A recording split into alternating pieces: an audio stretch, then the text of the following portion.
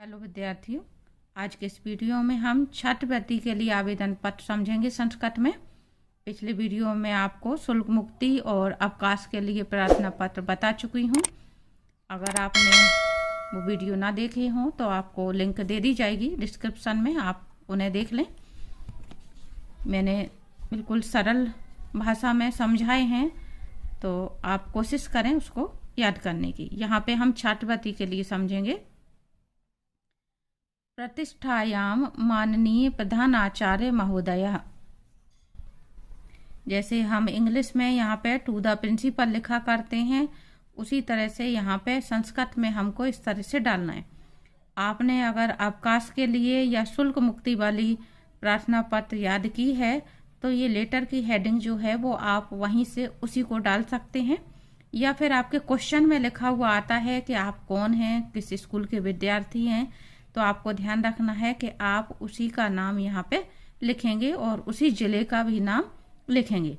और अगर नहीं आता है तो यहाँ पे आपको अपने स्कूल का नाम लिखना है और यहाँ पे अपने जिले का नाम लिखना है इसी तरीके से। जैसे ये लिखा हुआ है, माननीय प्रधानाचार्य महोदय, शासकीय उच्चतर माध्यमिक विद्यालय। यहाँ पे आप शासकीय, अशासकीय, अगर आपका प्राइवेट स्कूल है तो अशासकीय लिख सकते हैं, और भिंड नगरम मध्य प्रदेश, यहाँ पे अपने जिले का नाम डालेंगे। विषय आपको डालना है छात्रवृत्ति निमित्तम आवेदन पत्रम, छात्रवृत्ति के लिए आवेदन पत्र महोदय। यहाँ पे फिर से मैं आपको याद दिलवा दूं कि ये चिन्ह आपको विशेष ध्यान रखने हैं। कहाँ पे आपका कॉमा लगा हुआ है, कहाँ पर ये आपके विसर्ग लगे हुए हैं, इन चीज़ों के नंबर रहते हैं। अगर आप इनमें गड़बड़ करेंगे तो आपके नंबर कट जाएंगे। सविनय निवेदयामि यत मम जनकस्य आर्थिका स्थिति सम्यक नास्ति। सविनय निवेदन है कि मेरे जनक यानी पिता, मेरे पिता की आर्थिक स्थिति ठीक नहीं है। सह मम शिक्षार्थम प्रतिमासम शुल्कम दातुम असमर्थः अस्ति। वह मेरी शिक्षार्थम यानी शिक्षा के लिए प्रतिमास हर महीने शुल्क देने में असमर्थ हैं। अतः श्रीमन्तः महम छात्रवृत्तिम दापयितुम इति प्रार्थये। इसलिए श्रीमान से निवेदन है कि आप मुझे छात्रवृत्ति देने की कृपा करें।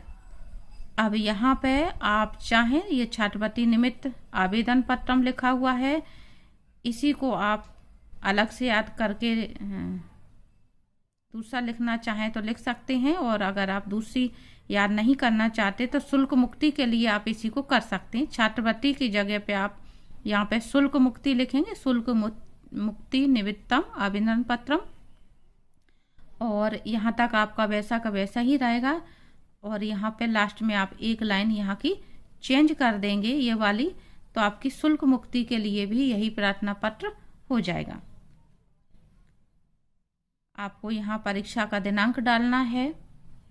भवताम कृपाकांक्षी, यहाँ पे आप भवदीय शिष्य जो लिखते आ रहे हैं और एप्लीकेशनों में, उसी को चाहे तो वहाँ डाल सकते हैं। यहाँ पे लिखा हुआ है आपका कृपाकांक्षी यानी कृपा का आकांक्षी यानी आपकी कृपा का पात्र कौशल शर्मा, यानी यहाँ पे जो नाम लिखा हुआ है वो आप क्वेश्चन में दिया हुआ होगा तो वो लिखेंगे, या फिर आप अपना नाम डालें। यहाँ पे क्लास और आपको सेक्शन डालना है।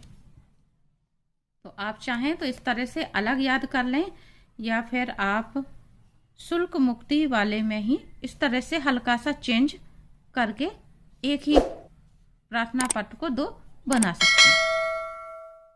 उम्मीद करती हूँ आपको समझ में आ गई होगी।